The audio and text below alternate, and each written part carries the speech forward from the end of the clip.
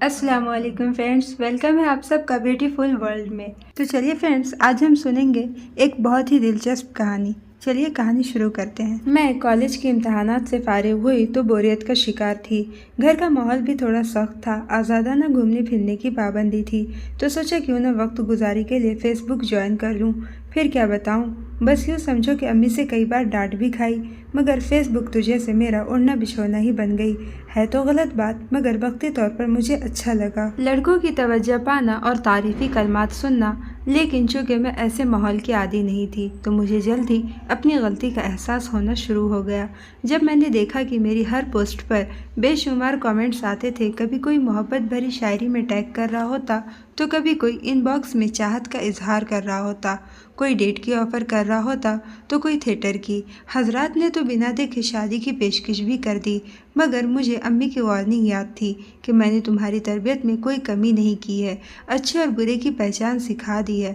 اب میں 24 گھنٹے تمہاری چوکیداری نہیں کر سکتی، بس ہمارا اعتبار کبھی نہ توڑنا۔ امی کی باتیں سمجھ تو آتی تھی، مگر فیس بک کا چارم ساری نصیحتیں بھلا دیتا تھا۔ سوچتی تھی وقت گزاری ہی تو ہے بس، کون سا کسی سے زیادہ فری ہوتی ہوں جو پریشان ہوں۔ مگر پھر یوں ہوا کہ ایک لڑکا جو بظاہر بہت مہذب تھا مجھے سچ مچ اچھا لگنے لگا۔ بقول اس کی ساری توجہ کا مرکز صرف میں تھی۔ میں اس کی خوبصورت باتوں کے جال میں آ گئی اور اس پر بھروسہ کرنے لگی۔ میں اس سے ابھی تک ملی نہیں تھی، مگر مجھے محسوس ہوتا تھا کہ جیسے میں اسے ہمیشہ سے جانتی ہوں اور وہ جیون ساتھی بننے کے لیے بہت موزوں ہے۔ موقع دیکھ کر امی سے بات کروں گی اس کے بارے میں، لیکن آہستہ آہستہ اس کی بے تکلفیاں بڑھنے لگی۔ اس کی ذو معنی باتیں مجھے پریشان کرنے لگی تھی، ایک چبھن سی تھی جو اندر کو چبھتی رہتی تھی۔ میں اب اس سے ناطہ ختم کرنا چاہتی تھی، مگر وہ خود کو جان سے مارنے کی دھمکی دے کر مجھے روک لیتا تھا۔ پھر اچانک ایک دن شام کے وقت اس نے مجھ سے ملنے کی فرمائش کی۔ میں نے یہ کہہ کر انکار کر دیا کہ ایک تو رات کو ملنا ہی غلط، دوسرا کسی رشتے کے بغیر ہمارا ہی نہیں بلکہ ہر لڑکے اور لڑکی کا تنہا ملنا ٹھیک نہیں۔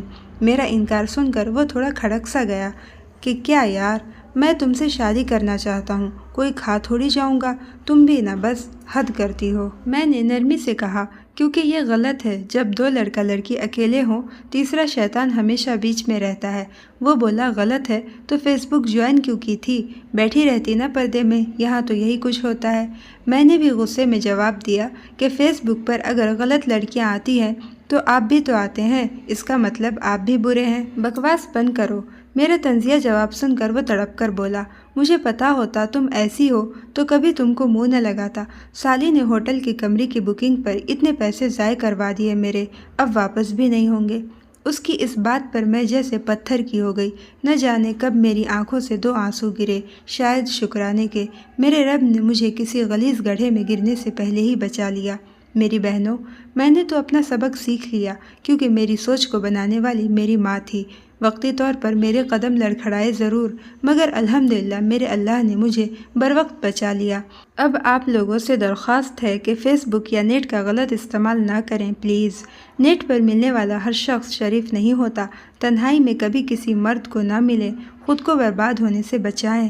آپ لوگ یہاں محبت کا کھیل نہ کھیلیں۔ اگر ملن ممکن ہو سکتا ہے تو نکاح کا حلال رشتہ جوڑیں، حرام کاری جیسے گناہ سے بچیں۔ جو لڑکا آپ کی صحیح معنوں میں عزت کرتا ہوگا وہ باعزت طریقے سے آپ سے رشتہ جوڑے گا۔ اپنے فارغ وقت کو کچھ اچھا سیکھنے میں صرف کیجیے۔ انٹرنیٹ پر پیار محبت یہ سب دقیانوسی باتیں ہیں، نہ تو پیار ایسے ہوتا ہے نہ ہی دوستی، یہ سب خیالی دنیا ہے اور حقیقت بہت مختلف ہے۔ تو میری بہنوں، کیسی لگی آج کی یہ کہانی مجھے ضرور بتائیے۔ امید ہے آپ اس کہانی سے ضرور سبق حاصل کریں گی اور اپنی عزت کی حفاظت کریں گی۔ میری پیاری بہنوں، اس کہانی کو اپنے رشتہ دار دوست احباب میں ضرور شیئر کیجیے تاکہ ہر بہن کی عزت کی حفاظت ہو جائے۔ ویڈیو اچھی لگی ہو تو چینل کو سبسکرائب اور لائک کیجیے۔ اللہ حافظ۔